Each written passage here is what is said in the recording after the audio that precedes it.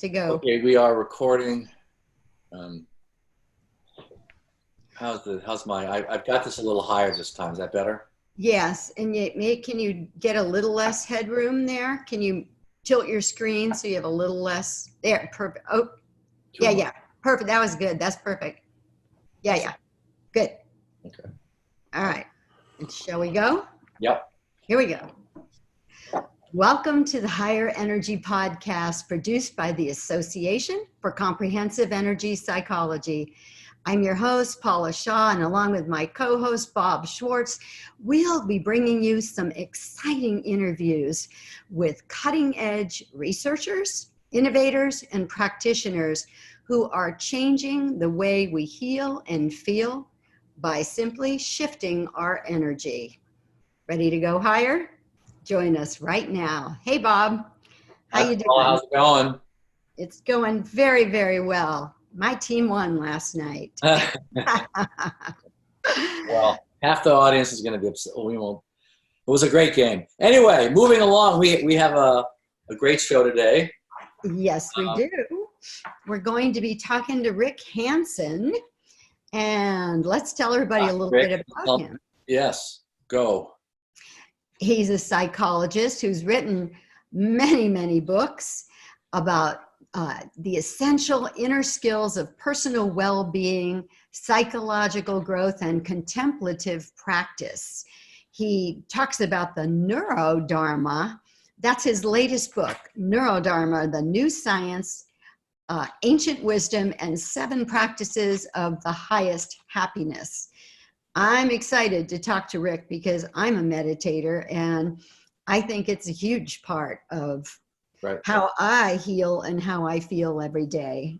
And I know you know Rick too, right, Bob? Right. I have known Rick over the years, and Rick's also going to be presenting a keynote address at our conference, Neurodharma, Science, Wisdom, and Highest Happiness. So we're really excited to have him. So come on, Rick, come out from this behind the curtain. Here's Rick. Here's Rick. Behind the curtain. That's cute. That's great.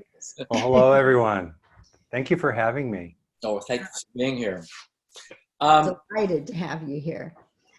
First, for the record, yes, the better team did win at the Super Bowl. Thank you. I agree wholeheartedly. And you know what? I'm a softie, and Andy Reid needed to finally win a Super Bowl as head coach. That was a big part of my motivation, but they did play incredibly well. So we're on the other side of Super Bowl.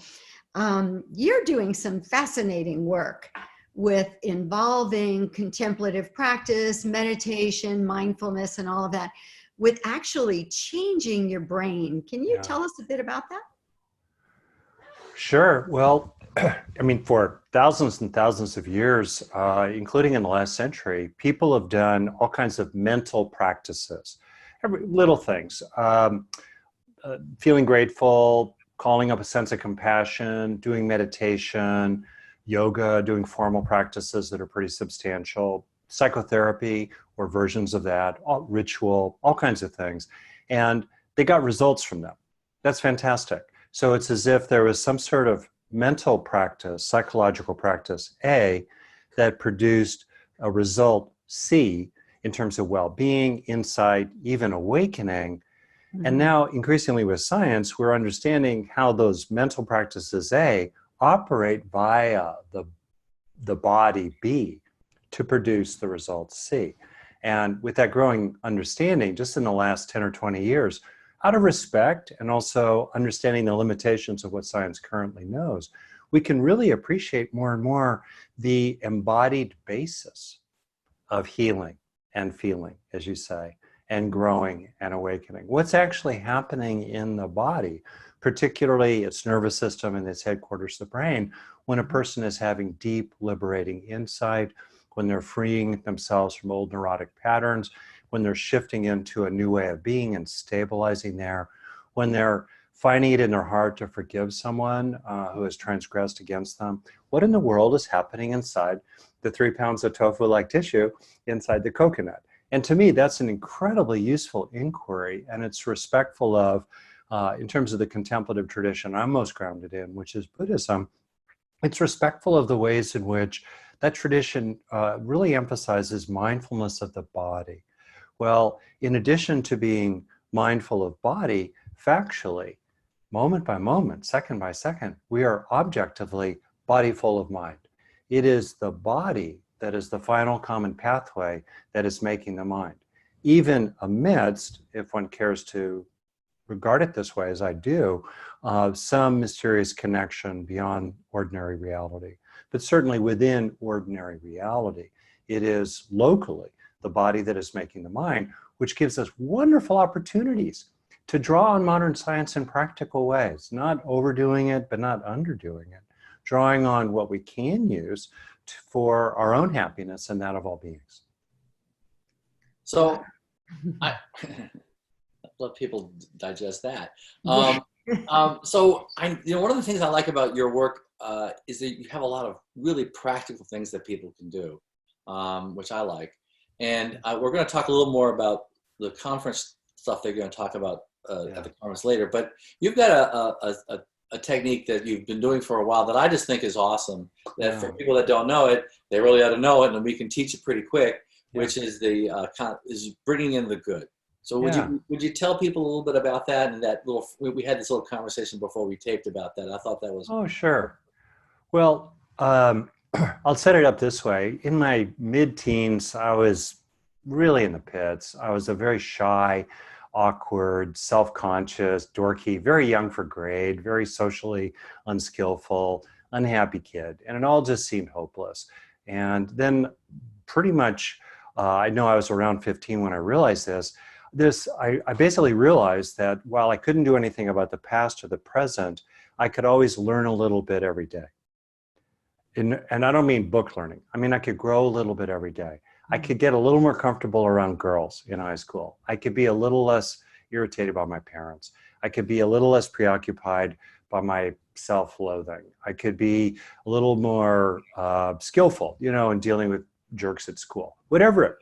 I could learn a little every day. Whoa, that was super helpful. Right. Learning is the superpower of superpowers because it's the one we use to grow all the other superpowers, or if you like, strengths. It's the strength of strengths.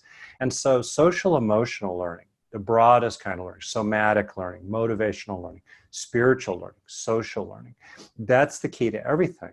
And that's what we do with our clients. We try to help them learn in the broadest sense. And healing is a form of learning. The thing is, though, I got to say it, I've been a clinical psychologist, I think now, in one way or another for 30 plus or so years, and I was in the human potential movement long before that. Unlike any kindergarten teacher or fourth grade teacher, most therapists or coaches have no theory of learning. They have no idea how, in any kind of systematic way, to promote the conversion from states to traits, from experiences to lasting physical change in the body, which is the absolute necessary condition for any kind of lasting learning. And we know it in our own experience. We have a lovely meditation, and an hour later, we're as neurotic as ever, right? We have a lovely therapy session, and an hour later or a minute later, we're as neurotic as ever. We resolve after a tricky conversation with our kid or our partner, don't go there, and then we go there again tomorrow, right? There's no learning. There's the growth rate is flat. So I've gotten extremely interested in the superpowers, what people can do inside themselves during their experiences to turn their passing experiences plausibly into lasting change in their body, particularly in their brain, so they carry their gains with them wherever they go, which has all kinds of implications for treatment, particularly for the half to 2/3 of the people, I think, who are not naturally super learners by their own nature. So how to do it? The process neurologically is extremely simple, but it's necessary 2 steps. First, experience what you want to grow. Have an idea about, that it's not your fault that your partner is an alcoholic. Have a feeling in your body of calm strength. Have a emotion of compassion or gratitude. Have some kind of insight into your childhood. Have an experience. And then second, critically important, turn that experience into some kind of lasting change in the body. Install it. I'm a sci-fi geek, I use cybernetic language, so installation, right? Activation, installation, state to trait, experiencing, learning, right? Now, the how of that neurologically is actually really simple, except we forget the second step all the time. There are many different ways to promote the internalization in the body of passing experiences. For me, there are three keys I talk about all the time. Stay with the experience for a breath or longer, rather than changing the channel to the next thing. Second, feel it in the body as much as you possibly can. Third, focus on what feels good about it. What's rewarding about it? Because when we highlight the reward quality in an experience, that increases dopamine and norepinephrine activity in the brain, which increases the conversion of the passing experience into some kind of lasting, protected change in neurological structure. There's a little more of an elaborate framework I teach using the HEAL acronym. Stands for have the experience in the first place, usually because you already have it. Sometimes because you deliberately call it up, like you call up an experience of calm strength or compassion or gratitude. And then once you have it, enrich and absorb it. Enriching means making the experience big. Absorbing means really sensing that it's entering you. And then optionally, possibly, if it's useful to you, link positive material with negative material, keeping the positive bigger and the negative smaller, so the positive gradually soothes and eases and eventually replaces the negative. Sounds like all It's this really stuff. simple, half a dozen times a day. It sounds like You all this. know, in just the flow, you can slow down to take in the good. It's so sweet. It's coming into an intimacy with your own experience, right at the front edge of now, even as it is changing, you are receiving it into yourself. And from time to time, if you want, you could do it in a more formal way, like at the end of meditation or during a therapy session, to really, really anchor your experience into yourself, so you keep it with you. So do you want to, so you do have like a 4-step thing, right? Yeah, that was the HEAL acronym. Have, enrich, absorb, and link. Yeah. So just for others, it's like to take a moment, like when something good is happening, to stop Yep. and notice it, right? Yeah. First thing, right? And then the second thing is to really enrich it, feel it. Yep. In NLP, it's really taking associating into it, really getting represented as much as you can, especially in the feeling state of your body. Yep. I think you talk about it, but I know I'm collapsing. There's this idea of somehow having the intention of sort of memorizing it, or maybe that's more my thing, but it's just take a moment, like let my body unconscious have this thing. And then you also talk about linking it, like link to the having it in the future, imagine having it with a certain person. Oh, that's more NLP. That is more, so two quick points. Yeah, sure. Any effective therapist, teacher, kindergarten teacher, or guru is using these methods or helping people to use the methods, but they're almost never, remarkably, even though we're in the growth business, we don't have a formal theory of growth, and we don't teach people how to grow themselves.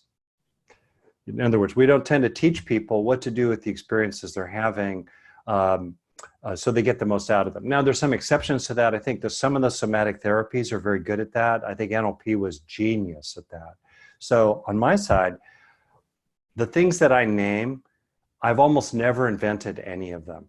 I'm a collector. I'm like a librarian. I pull it in, I essentialize it, I apply it. That's me. I'm a methods guy. And so I want to be clear, I'm not saying I invented this stuff. On the other hand, I have organized it and neurologized it, embedded in evolution, and really thought a lot about how to apply it. But the gist is really cool about your stuff is because people can do what they do. Yeah. And you've got this nice little way of saying, okay, take what you do now. Let's just make sure that you've done these things so that it's getting into the body. So you can take somebody else's stuff and just make it a little bit better along these lines, which I think was one of the reasons I'm so excited you're coming to our conference. It's like, we've got what we do, but you've got this nice way of languaging it and organizing it. Thank you. So that people can take and go, oh yeah, that's what I'm doing. Yeah. And then they can experience it, and then they can, elaborate it even more. So I think it's really great. Rick, a lot of people feel like if they're meditating, if they're savoring those positive experiences like you talk about, that life should always be positive experiences. Mm-hmm. But there is pain and there is suffering, there's anger, anxiety, hurt, all of those. Do you feel there's value in those negative experiences that we have, and what's the best way we can work with them? That's great. There's so much in that, Paula. So as I alluded to in passing quickly, I have a lot of appreciation for the teachings of the Buddha, which, as you well know, begin with the fact of suffering. It's not Yes. the entirety of life, but it's an inevitable aspect of life. And then what do we do with it? And the Buddha obviously had no monopoly on wisdom about how to grapple with the pains and sorrows of life. Couple key points. First point is that much of what we want to internalize or grow from is not emotionally positive or in a conspicuous way. Yes, there's a place for smelling the roses, delighting in your grandchild's, little performance at the school play. There's a place for that. Dinner with friends, nice conversation with good people right here. But many of the moments we want to internalize have a sense of like grit in them, determination, fortitude, healthy remorse, realizing, ouch, I did a bad thing there. I don't want to do that again. Or more like an insight or an idea. In my mid-20s, I realized that growing up, I had been a nerd, but not a wimp. And that was a concept that was very useful for me to actually take in. So I want to really stress that this for me is not at all about, enjoy every sunset, smell the roses, nothing wrong with that. It's weird how much there's a kind of professional industry of Grinches who sneer at emotionally positive experiences as if they're trivial. Their bumper sticker is, if you're not miserable, you're not paying attention.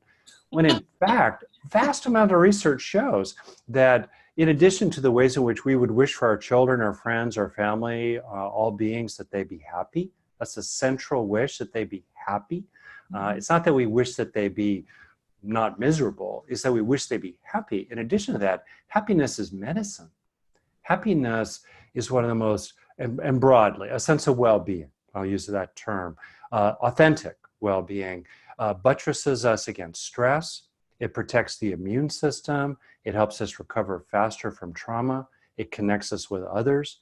It promotes a sense of ambition and confidence. And it develops resources inside that we can draw upon to deal with the hard things in life. The more that we internalize our beneficial experiences, I tend to use that word beneficial rather than positive, because positive can be trivialized. Pragmatically beneficial experiences. The more that we internalize our beneficial experiences, the more that we can deal with the hard things in life, in our own lives and in other people. Now, to your point, to me, the result of this over time, and we see it in people who are very far along in practice, there's an increasingly unshakable core of resilient well-being inside. Around it may well be sorrow for others, or there might be a toothache, there might be the passing frustration of trying to get something done and being blocked around it. But in the core of the person, there's a fundamental sense of spaciousness and peacefulness. I can see already, Paula, you know what I'm talking about. You have it yourself, right? I bet Bob does too. Of spaciousness, peacefulness, contentment, and love. That's in the core of our being. Tapped into, in my view, something that transcends ordinary reality. So that's the possibility. The finishing here, I guess, two quotes. One is the Buddha, in his approach to his own awakening, used the phrase I've thought about many times since. He said, painful, horrible feelings arose, but they did not invade my mind and remain. They did not invade my mind and remain.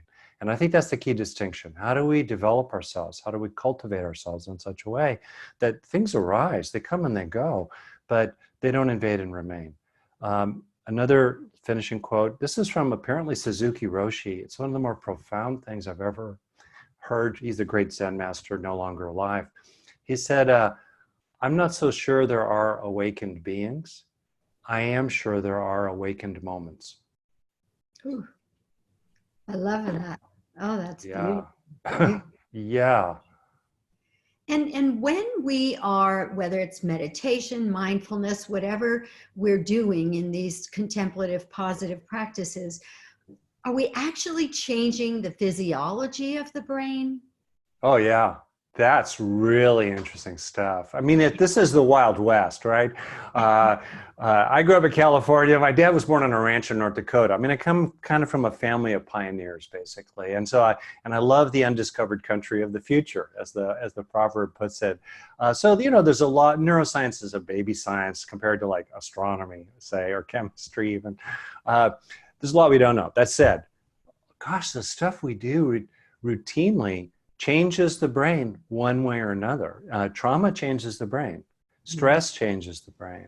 On the one hand, chronic worry, chronic rumination changes the brain negatively. On the other hand, repeated practices of all kinds of meditations, much research now shows, really, really change the brain in positive ways. If you want, I mean, at my talk, I'll probably do a slide with some major headlines. I'll just say a few right now that we can tell people. Why don't we zero in on like a little bit about, because this really is a nice segue into part of what you're talking about, and which is, based on your book, which is coming out. When is it coming out, in June? Or? In May 5th, 2020.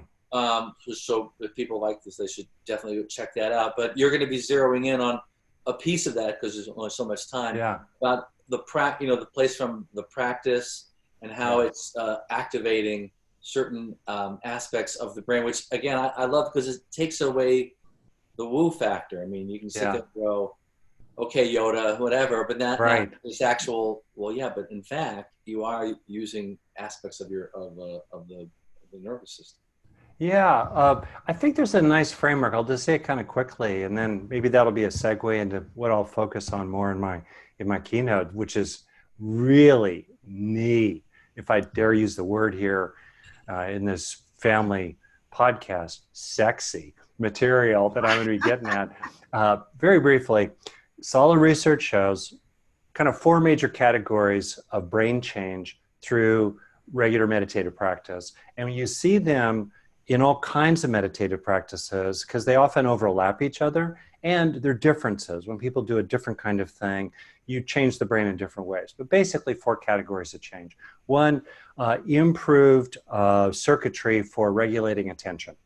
And I'm using the word circuitry very, very loosely. So parts of the brain that are involved in the regulation of attention build neural tissue, they build connections between neurons, they have improved epigenetic processes, things like that, for regulating attention.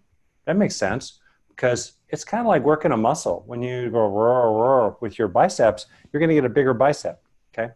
Second, greater emotional regulation, more capacity to regulate the ancient limbic system of the brain from the top down, and within the limbic system itself, notably the amygdala and the hippocampus, those parts of the brain change as well. So people have more of an even keel. So they're more able to bounce back. They're more able to walk evenly over uneven ground, as the proverb puts it. And they tend to be less preoccupied with negative emotion, and they have more positive emotion. Third major domain of benefit, greater body awareness, more interoception, more attunement to the body. And as we attune to the body, we tend to disengage, research shows, from rumination and running through cognitive loops over and over and over again. People come home. There's a sense of homecoming to who we are in our own bodies. And the 4th major category of benefit is a shift of sense of self. As rumination decreases, so does self-preoccupation. There's a growing sense of spaciousness. There's a sense of being a person in which self-referential, self-centered ideas or feelings come and go, like sounds come and go, and memories come and go. But they're increasingly not privileged. And there's a sense of being, as it were, the whole symphony rather than just one instrument, the ego.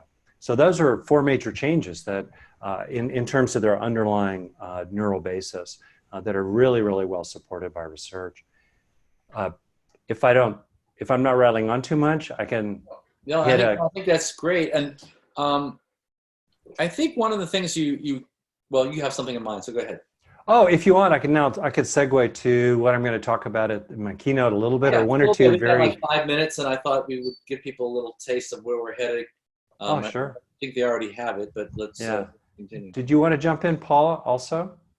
No, I'm just anxious for you to go ahead and continue. I'm hanging Okay. on for every word. Well, one of the things you could feel it in the three of us. There's such enthusiasm for this. You know, for me, Neurodharma is a term I coined. I don't mean anything exploitive by it. For me, it's really, we can know ourselves in two ways.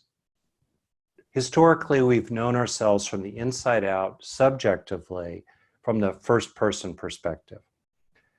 In the last 100 or so years, particularly with psychology, neuropsychology, and neuroscience, we're increasingly able to know ourselves from the outside in, objectively, from the third person perspective. And increasingly, we're now able to go back and forth kind of quickly from, oh, this is what I'm experiencing when I'm upset. This is what I'm experiencing when I'm at peace, on the one hand. And then, oh, that's what's happening in my brain when I'm upset. And that's what's happening in my brain when I'm at peace. Oh, and we can go back and forth between those two. For me, Neurodharma is where those two ways of knowing ourselves meet. And it's just thrilling that we have this opportunity, historically completely unprecedented, to bring together these two ways of knowing ourselves, including them being really informed by the deeply penetrating understanding of the mind that's found in the contemplative traditions, whose practitioners over the millennia have been what Richie Davidson called the Olympic athletes of mental training. So it's really exciting, and I'm really stoked, that's a California term, about sharing this kind of... Totally rad, man. Yeah, baby. Anyway, sharing this with you all and connecting with, hooking up with, there we are, connecting with other fellow enthusiasts. Okay, so that said, my book is about 7 qualities you find really developed in people who are far, far, far along, and we can model them and learn from them. And these are qualities we all can access in ourselves and cultivate further simply through practicing them, these 7 qualities. And I'll name them very quickly, and we all can all have an intuition of them. Steadying your mind, warming your heart, resting in fullness, that's a sense of that unshakable core of resilient well-being, of equanimity and contentment, resting in fullness. And then those 3 cluster together: steadiness, lovingness, and fullness. There's a natural cluster there. And any of them can be perfected all the way. Imagine the steadiness, lovingness, and fullness of, pick your favorite teacher and then think about your own steps along that path. The next 3 also cluster together: being wholeness, accepting yourself fully, coming into a non-dual sense of your own consciousness as a whole. And then receiving nowness, number 5, coming right up to the front edge of now and abiding there, even as it's changing endlessly right under your feet. And 6th, opening into allness, having a very strong felt sense of being a local expression of everything in a non-dual way, in a material sense, connected with everything. And then the 7th practice is finding timelessness. This is where we explore ultimate matters of stillness, vastness, possibility. And, for those like me who are interested in that sort of thing, the genuinely transcendental, unconditioned, beyond ordinary conditioned reality. And so that's the 7. Now, in the conference, I'm going to focus on the 2nd cluster of 3, because that's some of the really neatest, latest neuroscience stuff. How can you neurologically disengage from the common sense of being divided, internally caught up, struggling one way or another, including ruminating? Well, there's good neuroscience that there are things you can do inside your mind that will activate circuitry, quote unquote, in your brain that will bring you into a sense of wholeness, disengaged from rumination and anxious conflicts. Also, nowness. There's very good neuroscience on what's really happening during the first continual half second of consciousness. Imagine consciousness is like a windshield. The moment of contact at the front edge of the windshield of consciousness is what's happening in the present moment. Well, in the brain, that engages circuitry that's involved with what's called alerting. You're continually updating. You're updating the field. And there are ways to strengthen that circuitry of updating so you rest in that sense of continual updating increasingly.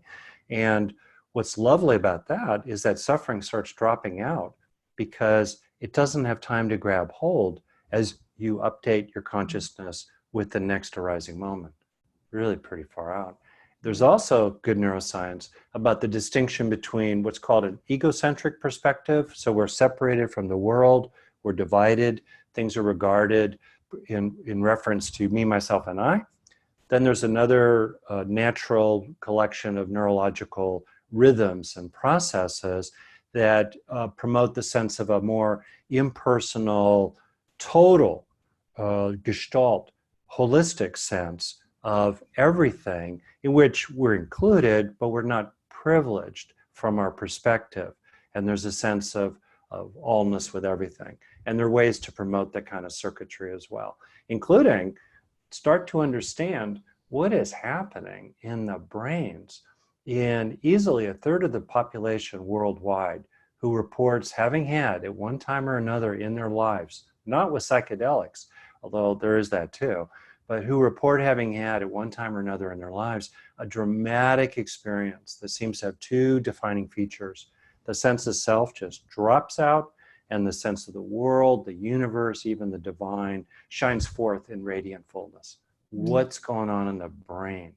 Whatever might be happening outside ordinary reality, what's happening inside ordinary reality during those experiences. And there's some new science about that as well. So I'm going to be covering that material, which is as cool as it gets. I have to chime in and say a couple of things. One of the things we're going to be having at the conference is Her Holiness Saima is coming, who lives in that place. Yeah. She's going to get interviewed by a couple of scientists. Yeah. And that's exactly one of these questions, right? What's really going on? I don't know if she's going to talk about the neuroscience, but that I'm really excited about how that this lived sense versus the scientific. So that's one. The other thing I'm aware of a time we have to stop in a minute, and as like the last interview, I'm just warming up. I'm getting really jazzed. But well, two things. One, you made a comment about psychedelics. They just did a long-term follow-up of this study from a while back where they gave people one dose of, I think it was mushrooms or something, hallucinogenic mushrooms, and then they followed them for 10 or 20 years, some long number. And that one dose apparently made a huge difference in these people. One experience, one state apparently changed their traits, which is interesting. But the thing I wanted to ask you about is this, that I like this metaphor of the windshield, right? Yeah. And it occurs to me that a number of practices of energy psychology, tapping, using chakra work, involves oftentimes accessing something that's a problematic, some issue that's sort of problematic on the one hand, and then spending energy attending in the moment to the body. And the question has been raised by, I just had a conversation with the head of the National Center of Integrative Medicine, and she said, she asked the question, what if it turns out that the tapping on the meridians isn't the magic? What if it's not the meridians? I'm like, okay, that's an interesting question, but I wonder, just in this moment, because we don't know any truth, if maybe you're touching on, maybe it isn't the meridians, maybe it's the engaging in the body activation while focusing on this somehow helps bring people into that windshield. Yeah, well, you're really getting at the whole question of mechanism of action. Yes, I am. And there's this funny story I came across in, for me, some of the great novels, the Patrick O'Brian sailing novels, the Master and Commander series. They're actually beautifully written and historically incredibly accurate. And the little story, apparently true, is this, that around 1810, long before anesthesia was developed, surgeons started pouring brandy on the stomach of people, including sailors, whom they had to cut open to go in and remove cysts of various kinds. And they did this because they noticed that when they poured brandy on the stomach of the sailor, before the operation, they were much more likely to survive the operation later. And their mechanism of action, theoretically, the purported mechanism of action was that the brandy cooled the surface of the skin and numbed it so that the sailor was not so hurt or traumatized by the physical pain of the scalpel cutting Probably him open. disinfected is, but Yeah, exactly. We now know the alcohol is a disinfectant. It was a totally different mechanism of action, but the darn procedure worked. So I think there are a lot of things like that, including in psychopharmacology. We still don't understand the detailed mechanism of action, certainly at the molecular epigenetic level of a lot of the meds, but we do know they tend to work. And it doesn't mean, and I think what sometimes happens is that procedures that are seemingly outside the paradigm, the dominant paradigm, get delegitimized because they're outside the dominant paradigm, and yet they still work. Or people might sneer at their purported mechanism of action, but it still works. On the other hand, I think it's really important to not get dogmatic about our purported mechanisms of action, particularly, in kind of cutting edge areas. All that said, myself, I think probably multiple things are involved. I think there are energy systems within the natural frame that we do not yet understand scientifically. I think it's humbling and appropriate to keep in mind that in my lifetime, my dad was a zoologist. In my lifetime, science has exploded. And as of probably 35 years ago, 96% of the universe was unknown, dark energy and dark matter. 20 years ago, 2/3 of the universe, dark energy, was unknown. And it's highly presumptuous and unscientific, in my view, for dogmatists of various stripes to just dismiss all kinds of things that's just outside the frame. And also, I think other things are in the mix. I think there's lots and lots of stuff is happening in therapy. Lots of stuff is happening when people are doing these various procedures. I'm good. I'm like, if it works, great. Yeah. Well, I think maybe, at least for me, Rick, if I were to kind of try to sum up what I've learned from you today, it's that if we amplify and savor the good experiences, whether it's meditation that we engage in consciously or just wonderful things that happen to us, if we amplify and savor those, it fortifies us so that we can handle the tough things better. Lovely. And it feels like, to me, the words that sing to me are, if we do that, then we get to have an experience that's full, that's choiceful, that's content and amplified. Yeah, I think that's really beautiful. And I could underline one more thing in this too, which is that there's a lot of suffering. And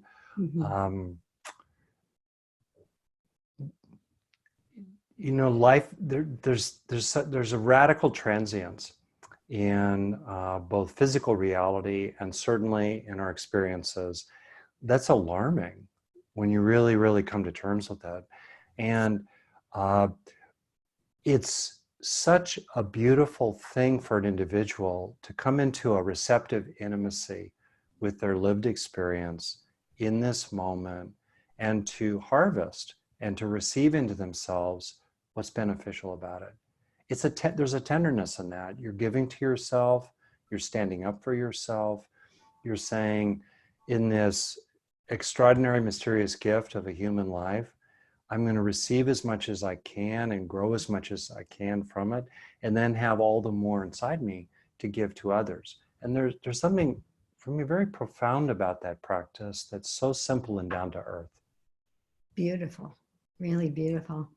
Well, I can't wait for the conference once again. Yeah, we have to end with that because that was awesome. That was great. That was fabulous. Thank you so much, Rick. If people just played that little loop in their head, there's something deeply profound about what you're saying there. I really like. I could feel we all just kind of got. Yeah. Thank you. Wow. Thank you so much, Rick. We all really take care. Look forward to hearing your presentation at the conference, and I'm very much looking forward to meeting you in person. Oh, ditto. Very much so. Well, thank you very much. Really, I feel honored and grateful to be included in this way. And so, You know, the 2 rules of public speaking: show up and don't suck. So I'm going to try to fulfill both of them. I warned you before we started. I have a very bad cold, so if you make me laugh, I'll done well up until this very moment, and it's all fine. It's all good. That's Perfect. good. Okay. Thanks, Rick. Take care. Bye-bye. Bye-bye. And thank you all for joining us here on Higher Energy. See you soon. Do you want to stop?